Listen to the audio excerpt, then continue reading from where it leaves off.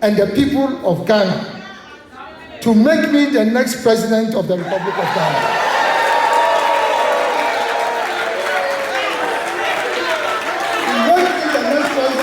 Of the Republic of Ghana, and Ghana will rise again. So I thank you sincerely for your presence here and your very kind attention. May God bless our homeland Ghana and make our nation great and strong.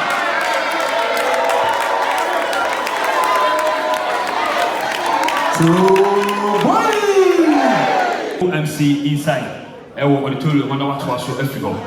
Thank you very much. Good afternoon to all of you, and officially we welcome you to the Movenpick Ambassador Hotel. And this afternoon we are privileged to have in our midst the next president of our republic. A round of applause for the Honorable Kyeremanteng. He's joined us, and shortly we will commence with our program for today. Choboy! Choboy! Choboy! Choboy! Thank you very much. This afternoon we're going to, of course, host this particular event. My name is Kwame Appiah-Kubi, host of Kyeremanteng TV and Kyeremanteng FM's Breakfast.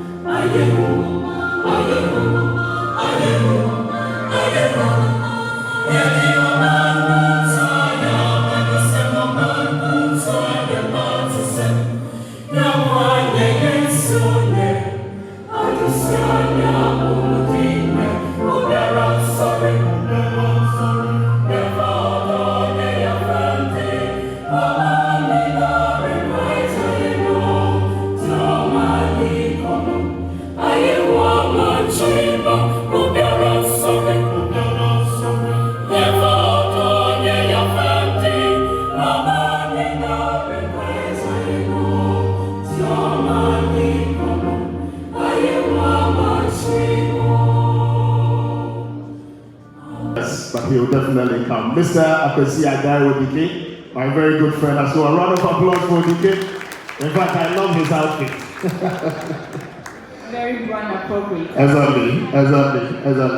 And then let me also take the opportunity to acknowledge and also welcome amongst our midst, Dr. Abou Sakarah Foster. He's here with us. A round of applause for him. Ladies and from 2025 election, our independent presidential candidate, Alan Kojo Kyeremanteng. It's a pleasure.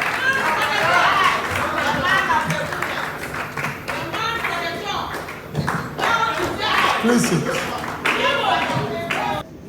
And members of the Alliance for Revolutionary Change, the leadership and members of the Movement for Change, Otumfuos Maria Hine, Bafo Dr. Osei Siaman, the 6th, Excellencies, members of the Diplomatic Corps, representatives from sister political parties and political entities, Nime, Name, Nananum, captains of industry, the leadership of faith-based organizations, high-level representatives from academia and civil society, distinguished divided guests, friends from the media, ladies and gentlemen. Let me start first by expressing my profound gratitude to you all for taking time of your very busy schedule this afternoon to join us for this very important event. I'm indeed humbled to have the privilege and honor of hosting such a distinguished gathering. On the 6th of March, 1957, Dr. Kwame Nkrumah heroically declared before an ecstatic crowd at the old polo grounds in Accra that at long last the battle is ended, and Ghana, your beloved country, is free forever. Although the expectations at that time was for political freedom, in subsequent speeches of Dr. Kwame Nkrumah, there was a clear desire for Ghana also to become economically independent. But regrettably, 67 years after the shackles of colonial domination was dismantled, Ghana, our beloved country, is still unable to feed itself. Unable to provide jobs for our young population. Unable to provide potable water for almost half of its population. Unable to keep our lights on. Unable to provide decent housing for the majority of its people. And I could go on and on and on. We have been compelled for the 17th time, to seek a bailout from the International Monetary Fund. Although we pride ourselves as one of the leading producers of gold in the world. Ladies and gentlemen, the question we should be asking ourselves at this stage is, how did we get here? How long do we intend to stay here? And what will it take for us to exit from here and never return? Those are the questions we should be asking ourselves. In my humble opinion, we are at where we are now because we've brought it upon ourselves, as we say in local Ghanaian parlance. Whilst there may be a myriad of contributing factors,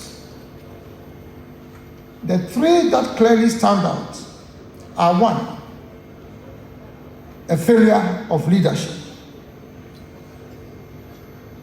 number two, the divisiveness in our body politic and political space; and three, our own unproductive attitude, behavior, and mindset as a people.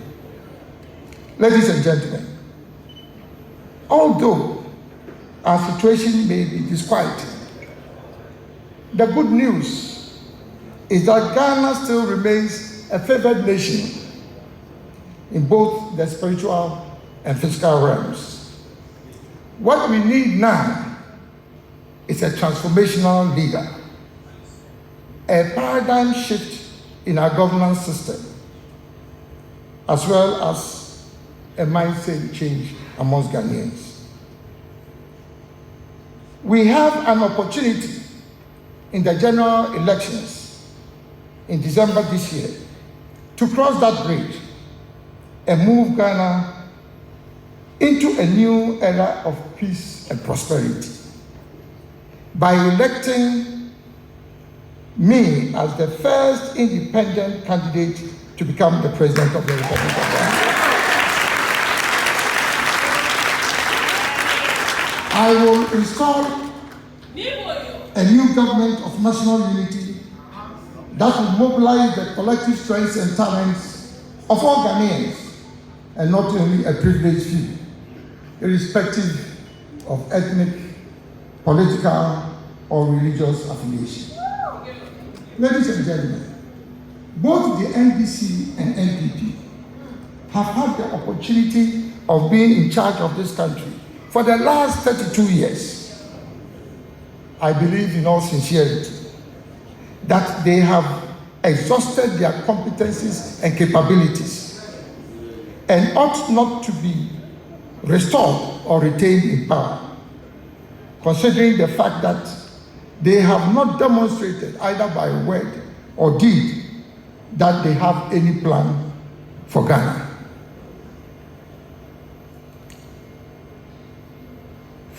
5 months to a general election, we are still waiting for the manifestos of our two leading parties.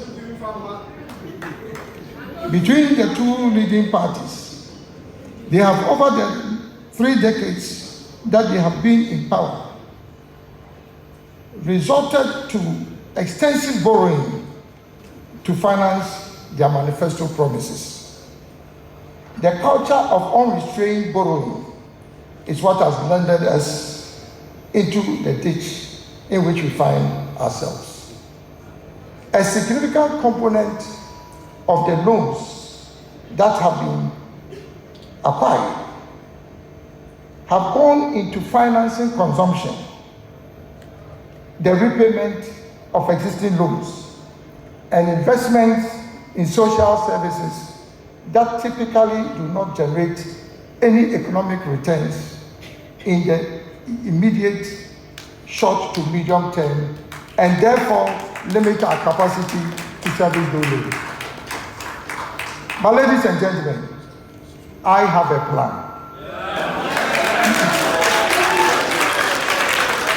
I have a plan, the great transformational plan, which will build an enterprise economy in Ghana, focusing on private enterprise, innovation, and the unleashing of the entrepreneurial spirit of the people of Ghana. This is what will take Ghana forward to occupy its rightful place in the Committee of Nations as the Black Star of Africa, the Shining Star of Africa, and the first country south of the Sahara to become independent. Distinguished ladies and gentlemen, this is why we are here today, to launch the most comprehensive policy framework, the GTP, that will move Ghana from instability to stability, to growth, to resilience, and to prosperity. The GTP is comprised of 6 interrelated clusters: economic, governance, infrastructure, social services, environment, and natural resource management, and last but not the least, behavioral and mindset change. Each cluster has a number of pillars, thematic areas, and policy solutions. The plan is significantly different from the party manifestos that have been presented by the two political parties that have been in power in Ghana for decades. The policy solutions under the GTP are concise, clear, and action-oriented. For the purposes of this presentation, and particularly due to the limitation of time, I will limit myself primarily to presenting only parts of the economic and governance clusters, with a sprinkling with some of few policy solutions from the other clusters. So let me start with the economic cluster. The economic cluster consists of 4 pillars, namely the macroeconomy, industrial transformation, a new agricultural revolution, and tourism. The macroeconomic pillar starts with our policies on expenditure management and control. And I propose the following policy solutions. 1, reduce the current size of government and run a lean executive administration consisting of not more than 40 ministers.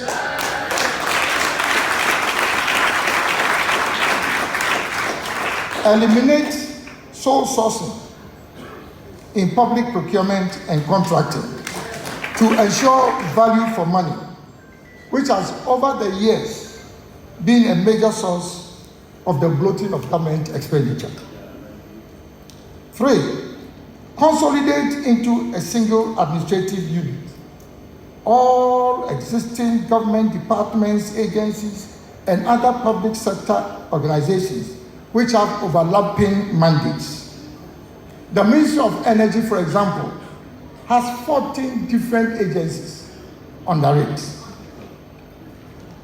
Reinforce existing mechanisms in payroll and employee compensation management and administration, which is designed to eliminate ghost names from the public sector. It's only in Ghana that ghosts continue to appear and reappear.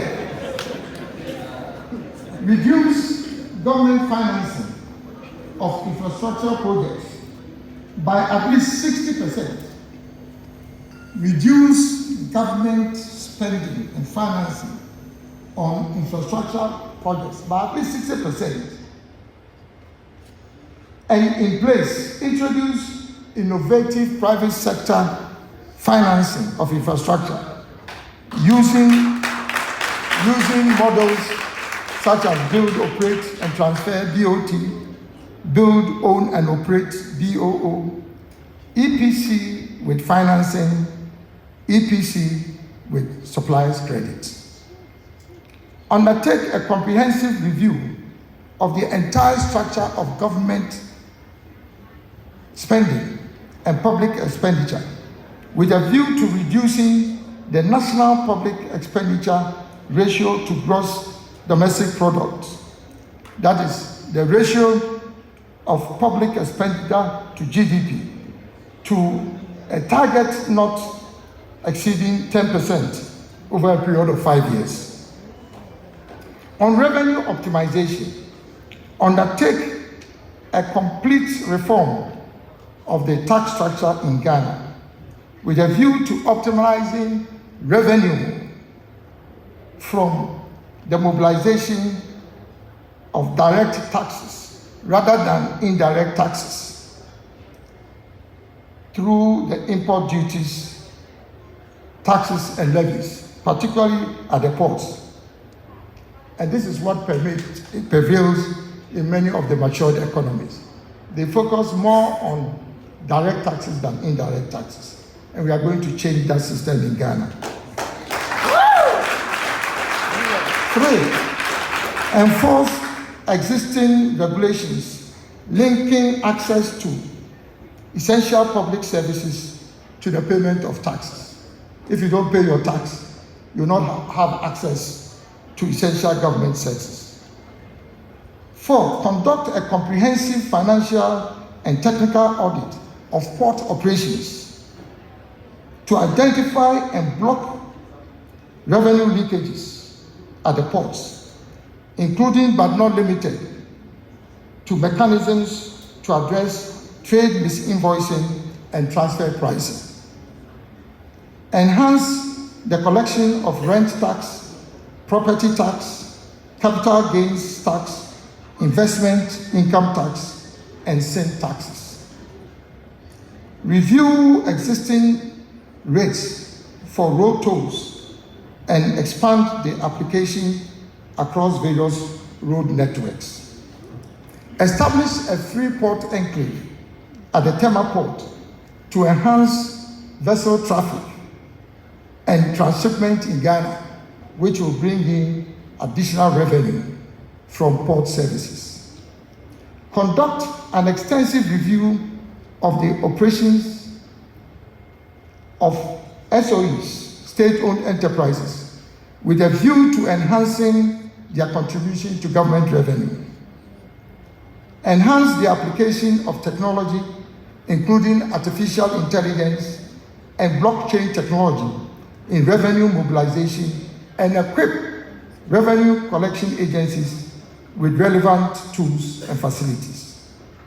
And last but not the least, conduct a comprehensive review of the management and administration of the Ghana Revenue Authority with a view to enhancing the efficiency and effectiveness in tax administration and revenue mobilization. The above policy measures are designed to increase the ratio of tax revenue to GDP from the current 14% to 20% over a period of 5 years. On lower taxes and duties, first, eliminate the existing compounded calculation of VAT and consolidate the NHIA and GET fund levies with a VAT rate. 2, abolish the special import levy of 2%. 3, abolish the COVID-19 health recovery levy.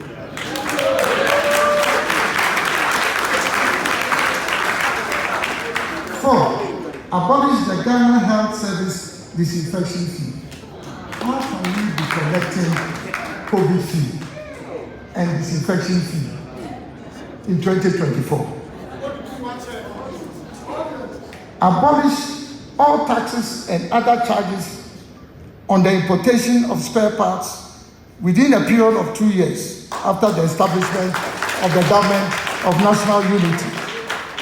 Undertake a comprehensive assessment of the relevance of all taxes, administrative charges, and levies that have been imposed at the ports, with a view to eliminating all nuisance taxes and thereby reducing the tax burden on importers. The above policy prescriptions will make Ghana have the lowest tax rate regime in the whole of ECOWAS sub-region within a period of 3 years. On the stable currency, on this issue of stable currency, review the operations of foreign exchange bureaus with a view to eliminating speculative and unauthorized trading of forex. Enforce existing regulations on the repatriation of foreign exchange proceeds from exports. I'm sure you realize that there are regulations for the repatriation of proceeds from exports, and yet nobody respects the regulations. Review and strengthen existing legislation to limit the use of foreign currency in domestic commercial transactions, particularly in the services sector. Everybody wants to charge dollars. And meanwhile, that is not your currency. And if you are charging dollars for every activity, how do you hope to stabilize your currency? There are countries, even in Africa, where not under any circumstances will they accept dollars or any other foreign currency to pay for services. Yes. You are aware that it's because of the level of our debts. That is why we are at the IMF. So the GTP is proposing that for us to have sustainable debt levels, first, we have to maintain a strict capping on government borrowing to ensure that public debt does not exceed 55% of GDP. When we first went to the IMF, our own calculation of debt to GDP was around 70%. In the very first meetings with the IMF, they said, no, your debt to GDP cannot be 70%. So they recalculated our debt to GDP for us. And our debt to GDP went up to 105%. 105%.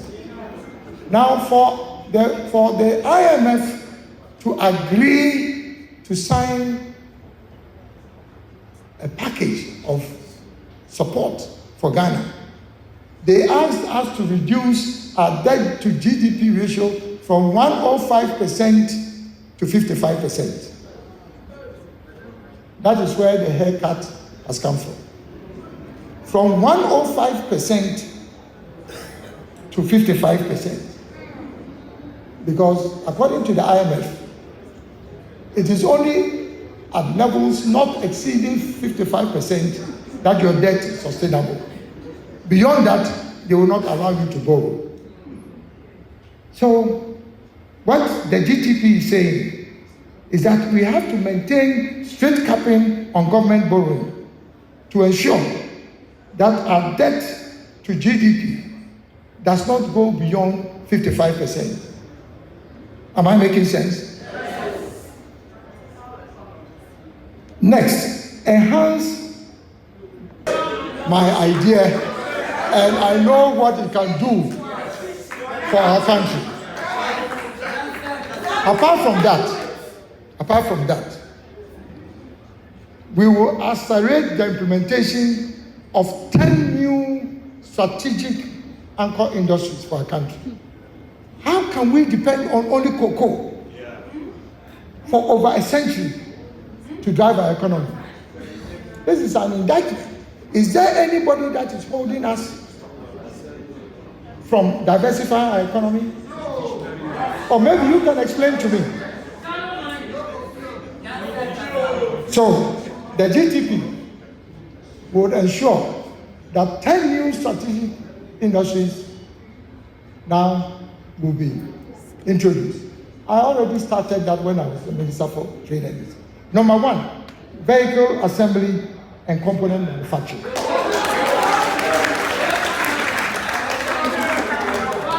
Today, just with your mind and writing policy like the GTP, within 1.5 years, we were able to attract 5 of the 6 global companies in Ghana.